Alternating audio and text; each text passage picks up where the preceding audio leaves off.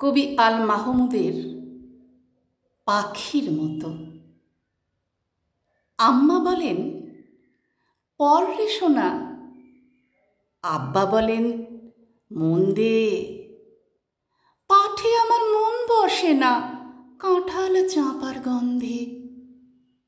আমার কেবল ইচ্ছে জাগে নদীর ধারে থাকতে, বকুল ডালে লুকিয়ে থেকে পাখির মতো ডাকতে।